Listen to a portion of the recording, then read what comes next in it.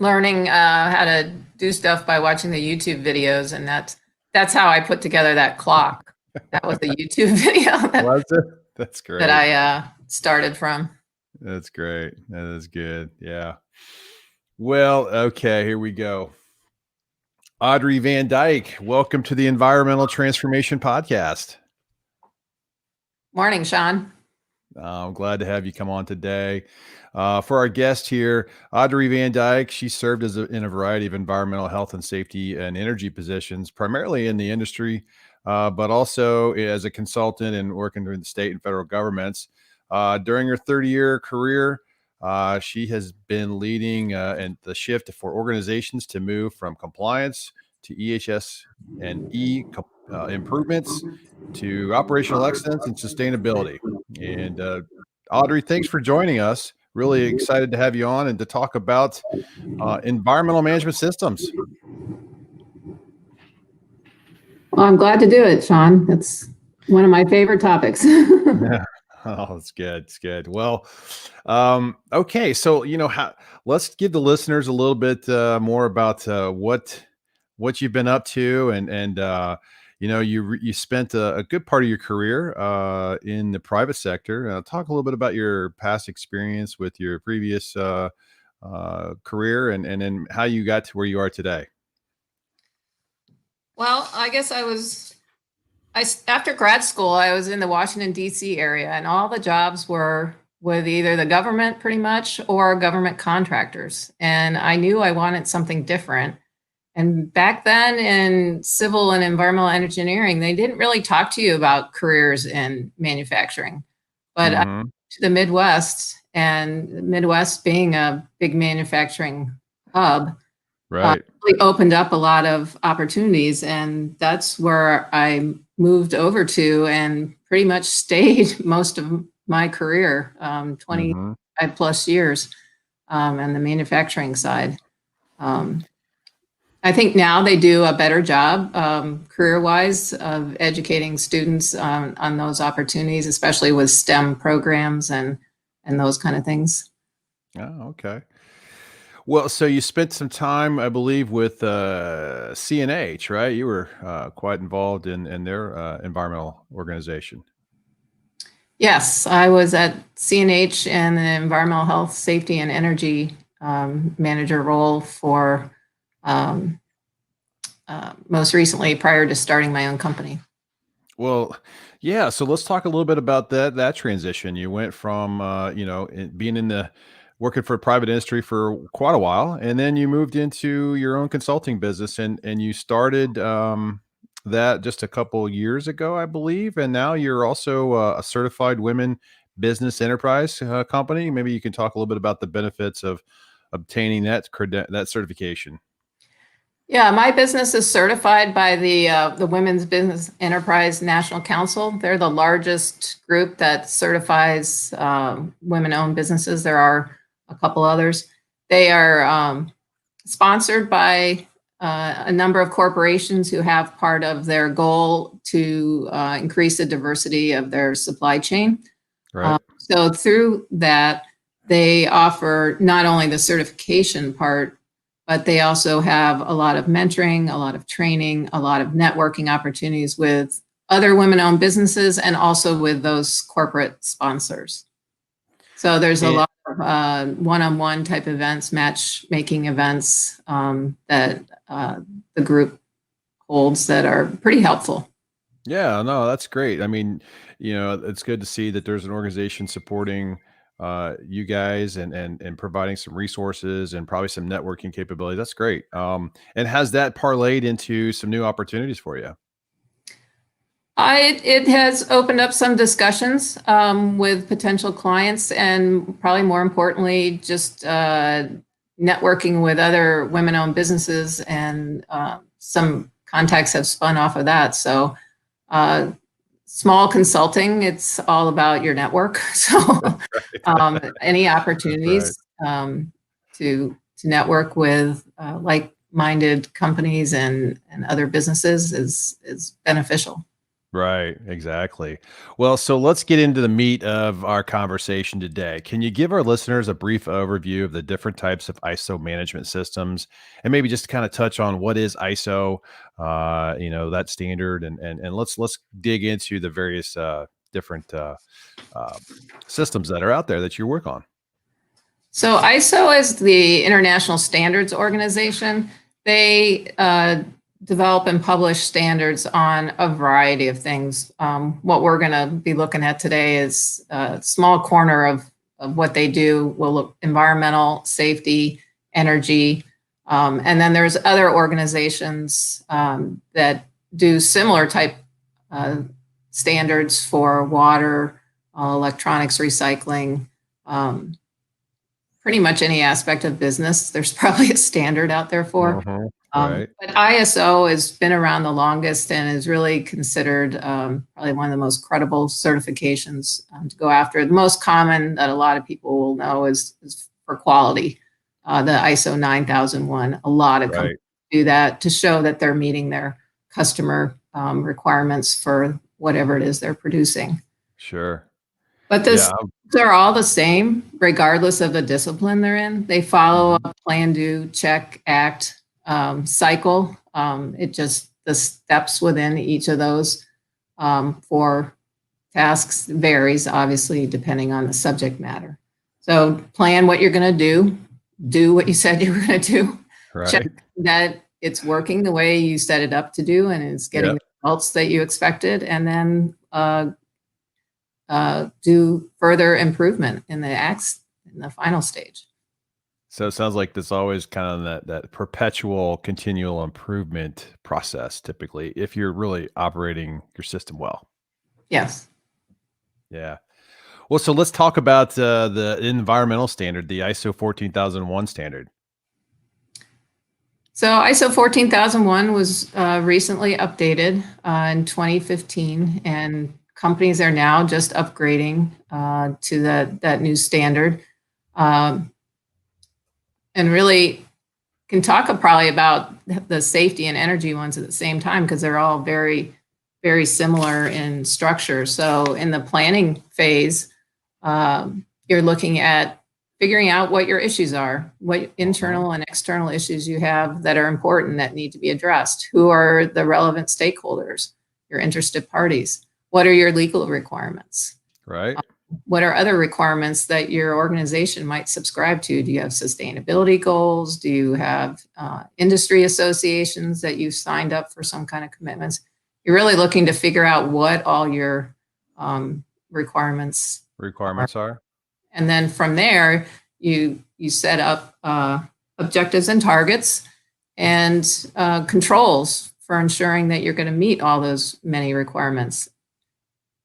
Then in the checking, you're looking to monitor and measure. So what do you need to track to make Right. sure you're meeting all those requirements? How frequently do you need to track it? What kind of data are you going to generate, and what are you going to do with the data that you find? How do That's you right. how do you know what those results mean, and how do you know when you've met the target that you set? So we've got the environmental 14, the ISO 14001. That's kind of the EMS standard for the most part. And then that's going to help a company really vet out all of their environmental requirements as they're, required to follow, their permit obligations, their safety, some safety. Well, you've got the 18,000, that's more safety, but there's other requirements that, in the environmental one that, that's going to be important to keep track of.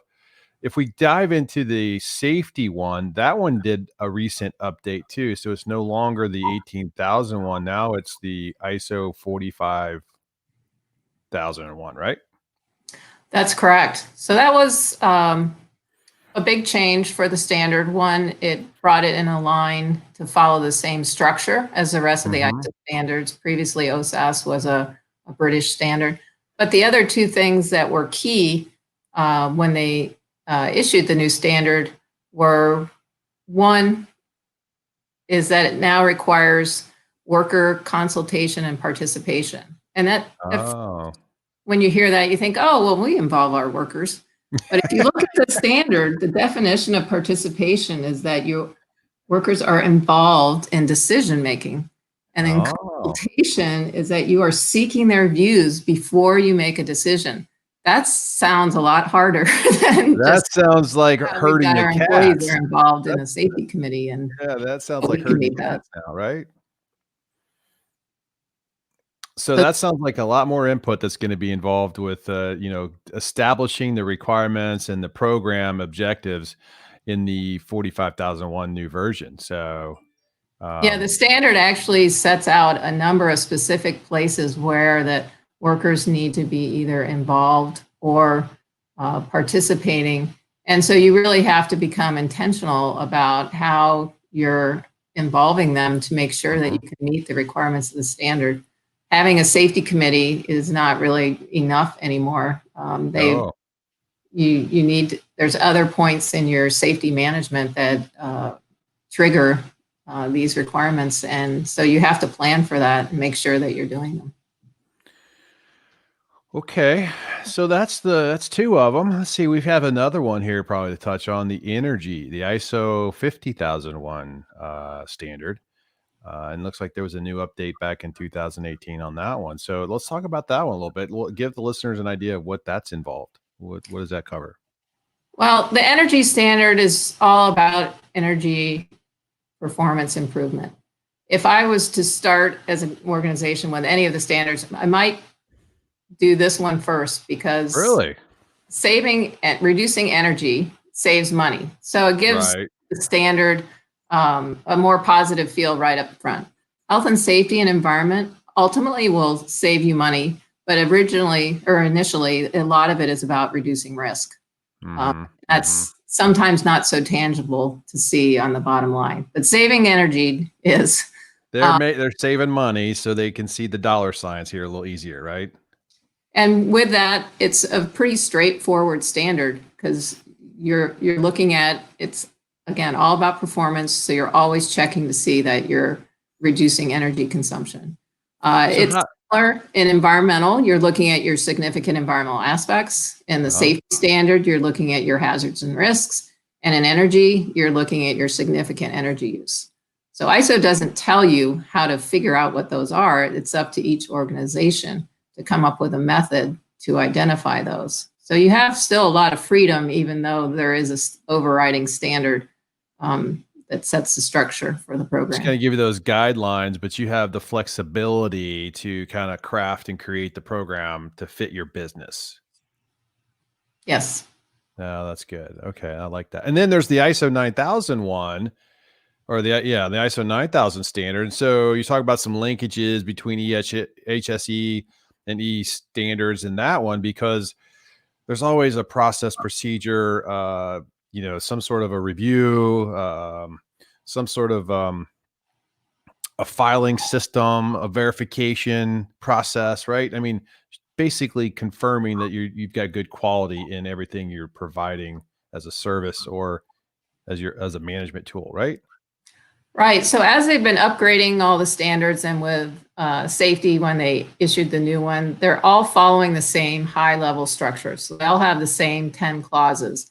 Um, and so there's a lot of opportunity to link the different standards together.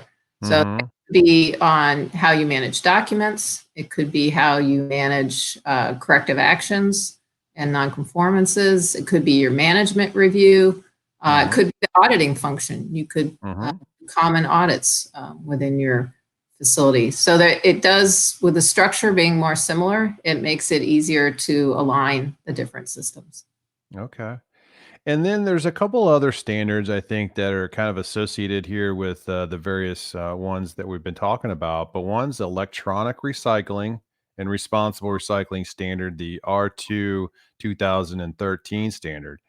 And then the last one is the water, AWS water stewardship standard. So, I mean, talk about those and how they fit into the overall standard, picture here. Well, the electronics recycling has a really direct tie to ISO 14001 because it Uh actually huh. requires that you get ISO 14001. Ah, okay. On top of that, you also, it's designed for companies, organizations that repair and recycle electronics. hmm So it's all about preventing the situations that I think was it on 60 Minutes or one of the news shows, they followed a truckload of electronics that ended up going to China or somewhere overseas, and weren't managed the way people thought they were going to be. So it requires transparency on what's happening to everything, what's being reconditioned and reused, what's being recycled, what has no, the standard intends that everything get recycled, but if there is something that has no further end use, where does it go? Yeah, no market. Companies in that industry have to track everything that goes in and goes out of their facility. So is that standard really kind of one of those standards that a company really high on sustainability reporting and metrics in that space, they'll pretty much adopt this type of standard in their business so they can really get to the tracking component of that? Well, it would be really just the facilities that do the recycling, but as a company that would generate used electronics, you would want to you'd want to send yours to somebody who had that certification. So that way you'd have Oh, I see. Okay, so that the it was electronic being properly recycling managed. standard is for the processing facility, not the actual Yep. generating facility. Oh, okay, that's interesting. I didn't catch that earlier. So, okay, all right. So that's kind of like maybe a designation when you're doing an audit of a final receiving processing facility. You ask them if they are, up to standard with this requirement. That's correct. I gotcha. Well, then, okay, so the water standards, the water stewardship standard 2.0, let's talk about that. Water standard's a little newer. It's designed to, water's different than some of the other environmental issues because it can be much more local in Hmm. impact. So if you do something related to water, it's not going to generally affect somebody on the other side of the world the way emissions, for example, could. Sure. So water, the focus of the standard is more local. It's intended that you understand your water use and the impacts that it has, and work collaboratively with stakeholders and to make water improvements and to address water challenges that may exist in your catchment. And a Okay. catchment is similar to a watershed, but it's focused on uh, the site that's getting certified. So it includes all the area upstream that would contribute water to the site and Mhm. anything downstream that site could impact. So it could be an entire watershed, or it could be something a little bit smaller. Okay. Okay. And so some water stewardship techniques that a company who may want to adopt this is just to, recycle stormwater as much as possible, or maybe change a process where they use less water, or, what? It can be both. It can be Yeah. process improvements, and then it can be also things outside the facility, rain gardens, and you mentioned stormwater improvements. Um, Both would be activities that an organization could look at under the standard. It requires a water balance. So you have, again, similar to the ISO standard, there's a planning phase. You identify what Water what inputs you and have coming consumption. in, whether that's rainfall, runoff, what comes Hmm. in, products that you use, and then what goes out. Is there water in your product that you're producing? Where's your runoff go? Where's your wastewater go? So complete water balance. Gotcha. Well, so if you were to look at these standards, what's the most difficult standard to really kind of implement? If you were a business, it's like, I kind of like this idea, but boy, which one's going to give them the most challenge? I would say right now the one that's most challenging is probably just the newest one because environmental, energy, 9000, electronics, they've been around for a while. There's lots of established tools for how to evaluate your environmental aspects, that those different things. But health and safety, there's a lot of new requirements. How are you going to deal with the participation and consultation? Um, the communication tools that are required. How are you going to remove barriers to workers as a result of language, for example, that All might right. prevent them from being able to participate? So there's a lot of new things that facilities might have not thought about before that could make that one the most challenging. A couple years from now, after there's lots of, it's like the other ones, and it's well established, and that won't be the case. But I think right now, because it's new and it's a change. Um, I gotta imagine the certified safety professionals working in these organizations are just loving this standard right now. I mean, they're like, it's all about safety. I could contribute. I could talk. I can like get people to get on committees and talk safety and deal with outcomes and safety practices. I think they're probably loving this standard right now. yes, and it does place all the ISO standards require commitment of leadership if you're going to pursue the standards. So for organizations that do, that is always important in safety. Um, Sure. Well, so we've been talking about these standards, and I think there's still a little bit of some mystery here when we've been talking so far about, well, how do you go about setting something up? So let's try to break this down for the listeners a little bit and maybe get into what does a company do to go about developing the structural elements of one of these management systems?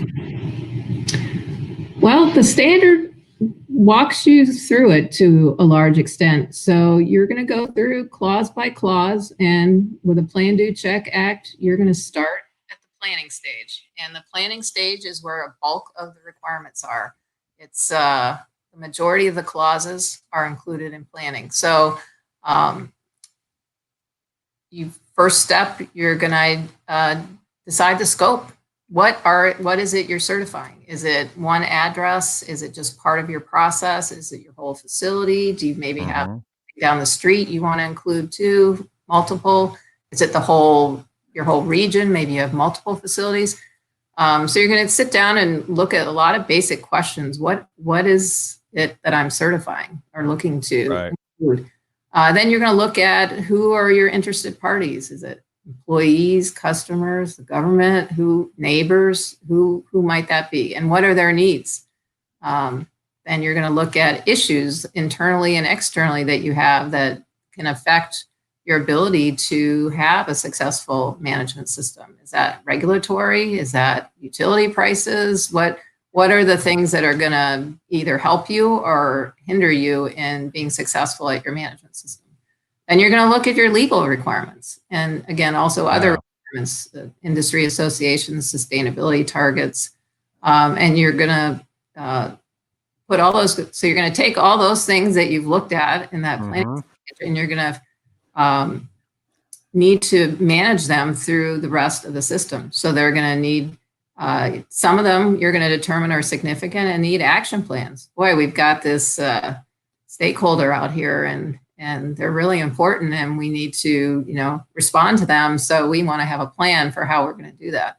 So you put together different action plans for these issues, or there's a new regulatory requirement coming down the road. Boy, we have to plan for that. It's going to mean we need a new permit, and we need a 6-month lead time. We got to make sure we got a plan in place to do that. Yeah, so I'm thinking of one right now that's come off the top of my head. So, tier two reporting is coming up, or is it TRI? I think. Anyways, the PFAS chemicals are now going to be added to the reporting list, and so I'm sure that people are going to go back and adjust their 14,001 EMS program to address that fact. If in fact there's reporting requirements that from the company. Yes, and I'm working with some clients right now on that very issue. So in the ISO 14001 and same for 45001, you have a legal register. So you list all your requirements. So this is a Sure. new requirement, so it would need to go on the list, and you need to determine whether it's applicable to your operation. So you have to have a mechanism for searching through your chemical inventories to determine, do you have any PFAS, Right. using any. And so, going through those legal registers, and let's talk about that a bit because that's the the EMS program.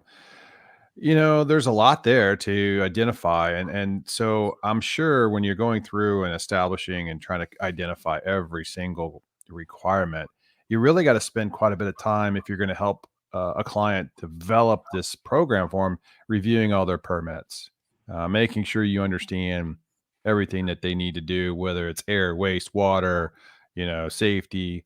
Um, that's a lot of time commitment to go through and identify that. What do you think about that aspect of the commitment in the program?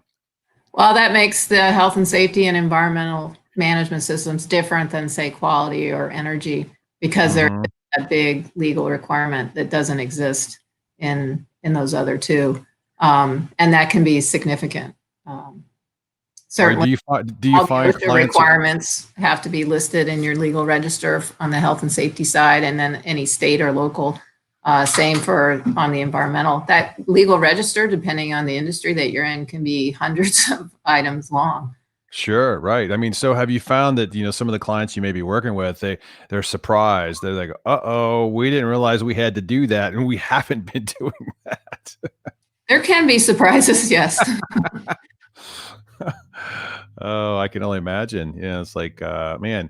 And so when this aspect of the program is done, then it really helps identify what needs to get done. And then they're at that point, they need to start figuring out who are they assigning the tasks and responsibilities to complete these obligations as part of the program. Is that right? Right. So part of the standard is assigning roles and responsibilities for and that can include people, that can include budget, um, not just who's going to do it, but sometimes funding is Uh, needed. yeah. How's it going to get paid for? Or I'm going to contract it out, on certain aspects of the project or the requirements. Yeah. Um, So, there's a lot of written documentation with these standards when you really establish them. So that seems to be a probably a hurdle for some of the companies to really kind of put this together. It can be. There are now very specific places where the standard says you have to have documented information to Hmm. know how you're meeting a requirement of the standard. But if you walk through some of the requirements now, they are set up. Um, there are a number of different bulleted items. A lot of them can be satisfied by a matrix table. You can write out your requirements that way. It doesn't necessarily have to be, a 10-page Written report. document. Some are going to be procedures, and you're going to have to write those out. But some can be simpler. It just every organization has their own way they like to do documentation. Some have very complex systems. Some are Yeah. keep it simple.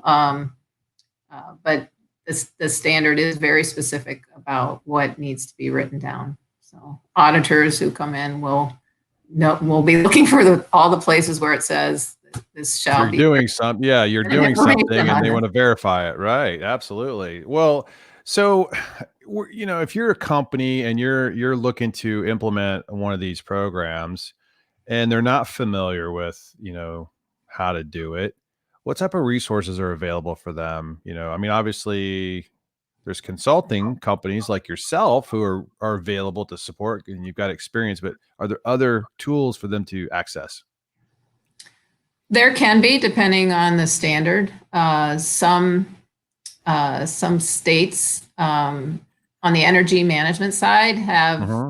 offered up funding for companies as an incentive to do the ISO Oh, 501, uh, okay. particularly when the standard first came out, but there are still um, those incentives out there. I think even Canada, I was just reading, they are still pushing that standard, and so there are some financial incentives for implementing ISO 50001. They won't pay for the certification itself, but they will. The, the funding will help support what you have to do to implement it. So training and some of those costs that a company might have. So some of the costs associated like with the energy one too, I'm thinking of retrofitting, lighting fixtures, from the incandescent lights to LEDs and things like that. Is there incentives to do those things to reduce your energy consumption? That's really varies by utility. Okay. And by state. So some states, like Wisconsin, has focus on energy. They have a lot of different rebates, standard rebates on things, lighting being one of them. Hmm. And then there are also custom rebates if you have a proposal that they'll consider. Other utilities, usually lighting is a very common one that you can find rebates for, but some utilities don't have anything at all. So Nothing, huh? you really have to check. It's a local. And is I'm assuming solar's part of the energy program, right? Solar can be, but Wind. you're still consuming energy when you consume solar. So it is helpful from a greenhouse gas emission standpoint if that's something you have targets for and you're trying to reduce as part of your management system, but you're still using energy. And so the standard is looking to see that you reduce energy. So just switching all your energy consumption from electric utility to solar and you use the same amount, wouldn't necessarily get you energy performance improvement in the eyes of ISO 50001. It would get you definitely the greenhouse gas emission reductions. Right. Some But you credits have to there. look at energy efficiency and reducing your consumption in addition to how green the energy is. Sure. Okay. Well, well, one of the key benefits of implementing one of these standards is the ability to measure the success of the program. And I got to imagine, that can be challenging for some companies who are maybe not used to the new standard, not used to the change of the process. How have you been able to help clients with the change management, approach, or the concept here of changing the way you do things to a new standard? Because I remember coming into consulting 18 years ago, and my company that I work for had the ISO 9001 standard. And I was surprised on how much, processes, procedures were involved with just doing a report and having somebody prove it and write off and things like that. That management change, I think, is probably pretty challenging. How do you help people overcome that? Management of change is for many is the hardest part of the standard. Change can be hard. Um, Right. Also, there's sometimes a perception that you're always looking for negative, uh, All right. but you want to capture the positive changes as well. And many organizations, probably most, change is pretty constant. That's Yeah. so it's hard to stop and step back and say, hey, wait a minute, we got to take a look at this. We got to capture the benefits or we've got to offset the impacts of what we're doing here. So there's a variety of different ways, but Well, do you get like leadership together and try to coach them up on, the what they're about to encounter with this new system and how to coach their employees to, embrace this new process? What's how does that work?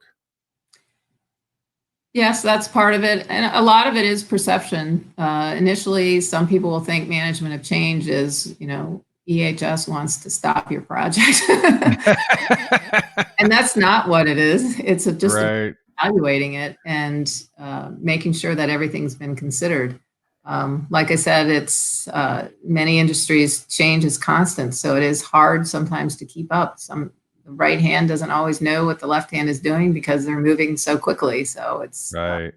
you need to find those uh, intersections where there's an opportunity for everyone to discuss, and you want to try to make sure that you're not adding redundancy because that generally never works. If you're adding on lots of requirements, you want to integrate it with how the business already is working. So if you can make it part of the budget review or the capital approval process, somewhere where there's already that kind of activity going on, you're going to be more successful than if you add another layer onto Right. solicitation. Right. Well, so I got to imagine that the success of implementing these programs is really it's driven by the leadership within the company, right? I mean, I can in my view of this is that if the top management's not, behind this, middle management and the frontline leaders are, they're always maybe not following it like they need to, or pushing it out. What's your experience of trying to gain that support from top management? Well, that's something that has to be talked about right at the front of Mm-hmm. implementing the system, because you won't be successful if you do not Mm-hmm. have the leadership commitment right up front. Because now all the new standards have actually eliminated the role of the management rep. Leadership cannot delegate their leadership responsibility to someone else. They have to be the one that is demonstrating and setting the requirements for whether it's environmental, safety, energy, quality. They are the one person responsible for Right. that policy, that commitment, and demonstrating leadership. So the standards have really strengthened that requirement for top management, and they need to understand how important that role is. Well, do you find yourself having one-on-one conversations with, the top management of the companies that you may be working with to, before you implement, you sit them down and say, hey, this is what this means, and this is what it's going to be expected if we roll this out. And are you prepared to do that? Yeah, and talk to them about what are ways that you can demonstrate your commitment. For example, when you go out in the shop floor, do you have your PPE on? If you see someone who doesn't, do you point that out to them? It makes a difference when the plant manager is the one talking to people. And leading by example, right? Yeah. Yeah, right. That's what we need in all our leadership and in our companies for sure. So for an organization, um, I imagine, there's a lot of challenges of getting things going and really tracking on all the tasks you've got to do to maintain and manage your system. And I was looking on your website, and I thought it was pretty interesting. You had a neat little recommended use of a tool called the Monthly Management System Clock. Let's talk about that, break that down a little bit for the listeners, because it seemed to be pretty interesting for me. That would be like a nice tool to um, help someone walk through and keep up with their obligations. Well, it's intended to be kind of a high level reminder, just like any improvement program, whether it's fitness goal you're trying to meet or weight loss. Management systems require regular maintenance. Some Um, discipline too, right? yeah, you need some discipline. If you wait so for example, all the standards require management review. And it's not uncommon for companies to plan a management review later in the year when they've had some time and want to look and see how their progress is going. But in Uh-huh. some cases, if you think about it, and certainly in unusual years like this, if you wait till, say, third quarter or beginning of fourth, it may be too late if you're off track to be able. Oh, right.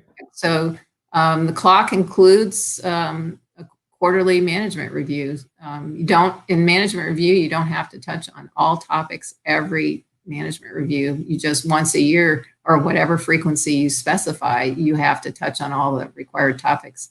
So you could have management review more frequently to look at specific parts of the system that you think either need more attention or you want to celebrate successes. Either way. So when I look at your clock that you have up on your website, which I thought was pretty good, I liked it. It really kind of gave a good idea, and the animation of the tool was kind of neat that you had posted. So I recommend the listeners to go to uh, a EHSE Management Solutions website and check it out because it's kind of neat. And maybe Audrey, you might be able to give this out to, or let talk a little more about it later. But so the first quarter of the month was the plan. So January, February, March, you're kind of in that planning phase. Let's unpack this a little bit. Talk about what we're doing in that phase of those first 3 months. Yeah, so planning, like I said, the bulk of the clauses deal with planning, and it is a big chunk of time. So you don't want to start on the planning in July because you're going to run out of time in the year. So again, first quarter, just some key tasks to make sure that you're on track with the planning clauses. Um, Again, there's a management review, so that would be an opportunity to check that you did complete all those and that the system is off and running as far as working towards your objectives and targets and maintaining your compliance and seeking the improvement, whether it's energy, health and safety, or environment. So when we're talking about aspects, let's give the listeners a little bit of, deep dive in what's aspects. What is an aspect here? And what's an objective or a target? Let's break this down just a little bit so they can understand what we're talking about. So aspects are things in your operation. It could be use of water, for example, is as an aspect. So, and then the impact is what effect that can have on the environment. So the use of water can be depletion of a natural resource. It could be the wastewater discharge associated with the use of that water. So if the standard requires you evaluate all your aspect impact pairs there and determine which ones are significant. So say you determine that use of water is one of your significant aspects, then you need to put a program in place with an objective and target to improve it. So targets are need to be realistic. Yeah, just the acronym: simple, measurable, achievable, those things. And the standard actually is very specific about what has to be required. The standard actually, with some of the changes they've made over the years, starts to read like a good project management requirement. So there's always, who's going to do it, what is it, how are you going to measure it, what resources are needed, and how do you know when you've reached it? So you're going to put that in place. You're going to have a start time and an end time. And then you'll track against it when you're in the checking phase. Okay. All right. So that kind of gets us those 3 months of identifying our aspects, setting some objectives and targets for those, and putting them down and committing to them, getting kind of upper management approval. And then toward the end, you're doing a quick little quarterly review just to make sure that everybody's on the same page and you're moving forward. Right. Right. Now the next 3 months, we've got April, May, and June. That's the do it. You're going to do the work. So let's talk about the things we're doing in this quarter. Okay, so if we want to stick with our example of water, water use, say your objective and target was to put in fixtures with the auto shut off. So you're going to decide how many of those you need, how many faucets you have to replace. You're going to have how you're going to do that. Is that going to be internally? You'll do the work. Do you hire a contractor? When are you going to do that? And then you'll track against that schedule. So you'll verify that somebody came in, whether it was internal or a contractor, replaced them, and that they're working as they were supposed to, and that that as a result, you're using less water. And then you do another quarterly review toward the end in June there, and just verify that some of the things you implemented are on track. Correct. All right. And then we move to the next one is July, August, and September. We're checking.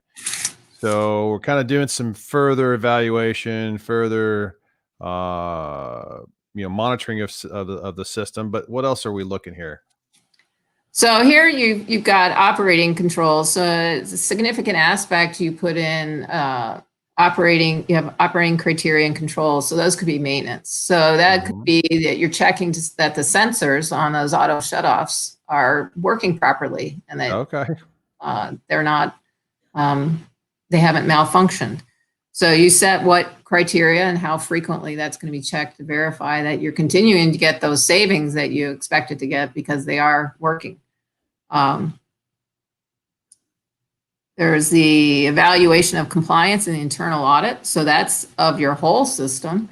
Again, it's recommended to get that done before the end of the year so that you have time to act on any findings you might have.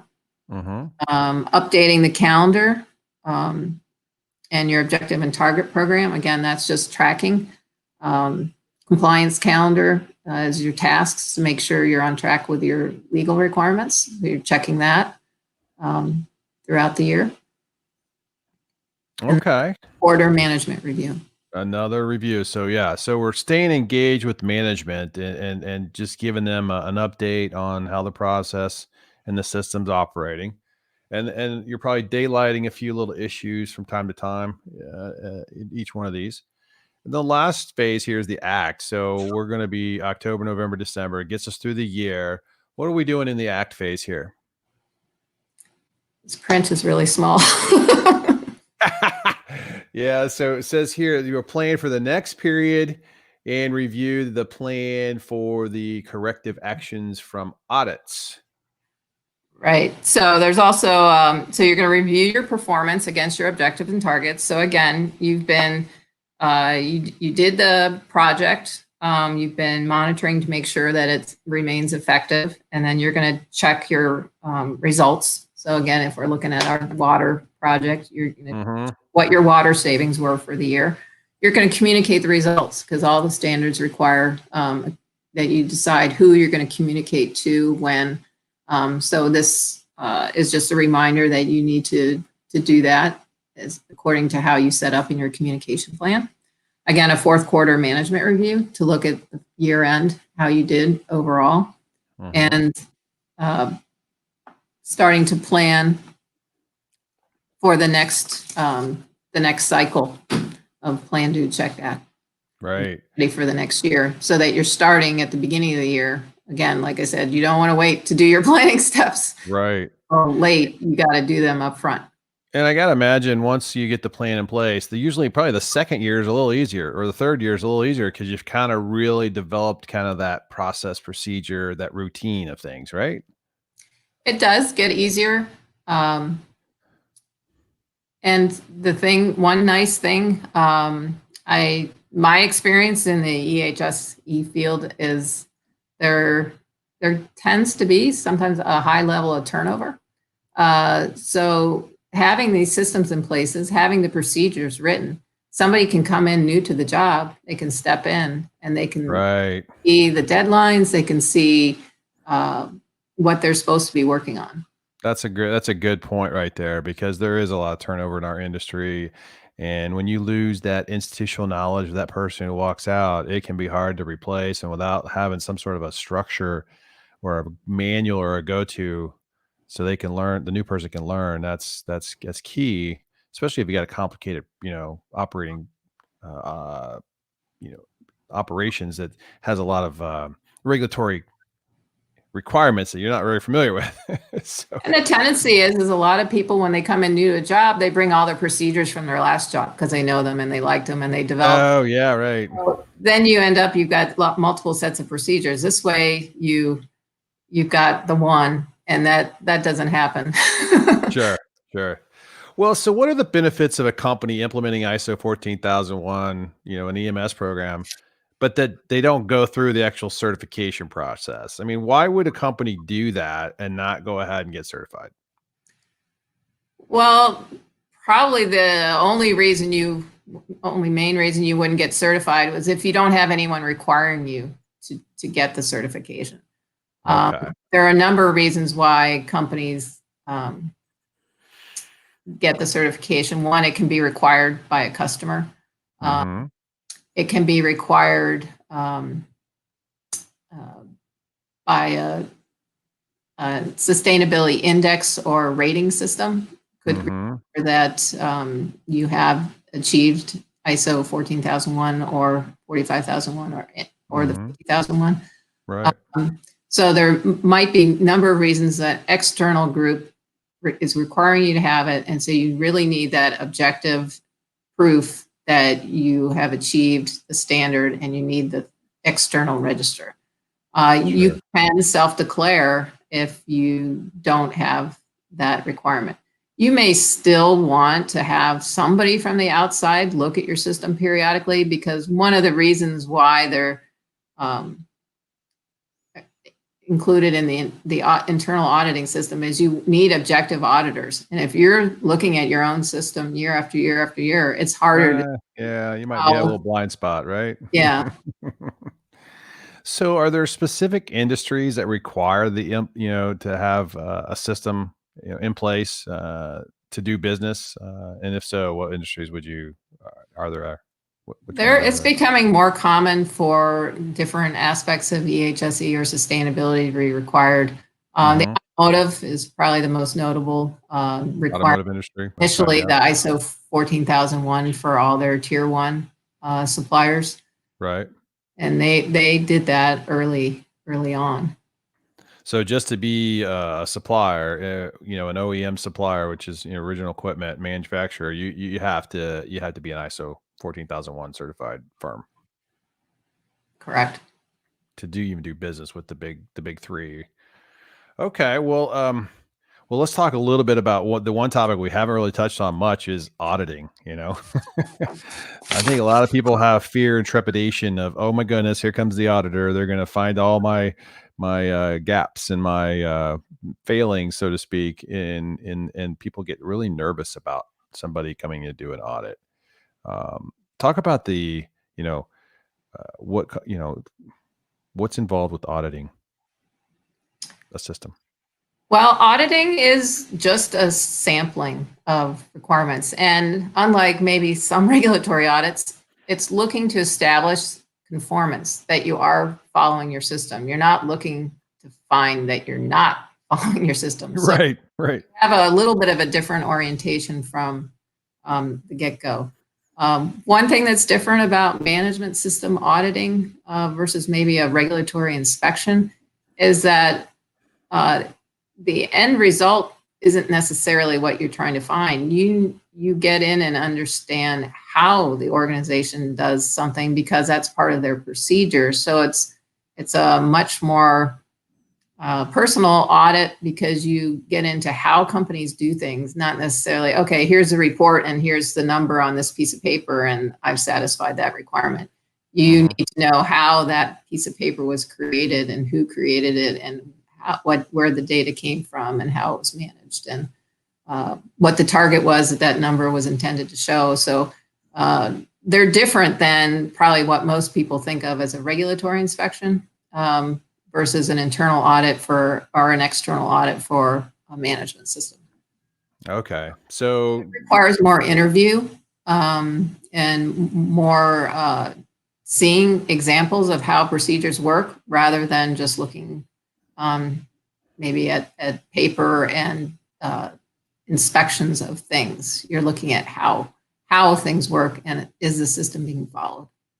So an auditor needs to spend a fair amount of time prior to coming to the facility or the location to review what processes and procedures and things like that they have in place, so they know what to look for when they get there. Or do they just show up and say, show me the standard that you're using, and read it and then just go confirm? Well, some information is needed up front to understand how long and the audit needs to be. But typically for just a routine, say an internal audit, there isn't a lot of offsite review done in advance. If you're getting certified for the first time, it's a 2-phase audit approach. So that first audit will be mostly paper and could be done offsite, often is done offsite, to see that the makings are in place, that you actually have the bones of the system there, that there's enough that it's worth to come and do the phase 2 audit, which is the on-site. Except now in the COVID world, a lot of those are being done virtually. Virtual. Or a combination of that the hands-on audit can occur, because the basics of the system appear to be there. So there's a two-phase approach for your very first one, but after that, no, there's not a lot of upfront done prior. Okay. All right. Well, I mean, we've covered a lot on this topic here about these various ISO standards, and I gotta imagine they're the success you hear from clients that have successfully implemented these. I mean, what's the feedback you hear? I've got to admit, initially, when I was at prior companies and we got the mandates to do this, I was a little bit skeptical and a little bit worried that compliance would get lost, but that wasn't the case. Actually strengthened compliance programs, which was good. And it gave more company commitment to activities that probably wouldn't have happened without having the standard in place. Significant aspects aren't necessarily lined up with regulatory priorities. So you get to work on things that make actual improvements for the environment that may be above and beyond a regulatory requirement. Again, that's why you need the leadership commitment before you even start down the road of doing a management system. Sure, sure. Well, I hear that you're speaking at the Federation of Environmental Technologists virtual conference coming up. You want to talk a little bit about that? Yes, I and one of my team members here at EHSE Management Solutions are speaking at the FET virtual conference later this month. It's an ISO primer with a focus on how you can integrate and how the standards really are ideal for it now to integrate environmental health and safety and energy into an integrated management system rather than having side-by-side systems going on. Ah, okay. So you're going to talk about it's kind of like the integrated contingency plans. You can get your SPCC, your stormwater, your hazardous waste contingency plan, all those in that system, and you're saying you can do the same for all the various ISO systems all into one. Correct. Nice. Okay. Well, I bet that's got to streamline the process a bit, and probably pull in more of a commitment from the companies who may have thought about just doing maybe EMS instead of safety, and now they're going to do safety, and they say, "Oh, well, let's throw in the energy too while we're at it." It makes a lot more sense now the way the standards are structured with that high-level structure. The clauses are almost identical. They all have the same 10. They're all, but some of the sub-clauses may be a little different. But it really, the structure of the standards lend itself much better now to integration than they did before. Sure, sure. Well, this is good. Well, I mean, the listeners have been hearing a lot about the ISO standard now, and I think they're getting a better feel for what it's about if they haven't, and they need to learn more. How do they get a hold of you to learn more about the ISO management systems? Either contact me through my LinkedIn page, Audrey Van Dyke, or on the website, which is ehsesolutions.com. Oh, that's great. Well, Audrey, I think this has been a very enlightening and a good topic to cover because it certainly fits in well with the environmental community. There's so many topics that we've been covering lately, and I'm really glad you came on the show today to talk about the ISO EMS systems and the safety systems and the energy. I mean, there's just been a lot of good coverage here today. And to learn more, they can get a hold of you. And maybe we bring you back on the show down the road, and we'll talk a little bit more about maybe some new specific rule or standard that's being rolled out, and talk about that. That'd be great. Yeah, that'd be great. Love to. Well, Audrey, thanks for coming on the show today. Looking forward to getting this out in the podcast. We'll send it out, and you can also get it out to your network, and we'll spread the word about EHSE, management solutions. I forget the E. I was always forgetting that, but I apologize for that. But yeah, no, this is good. This was a great interview. Thank you for coming on the show today. All right. Thanks, John. All right. Talk to you soon.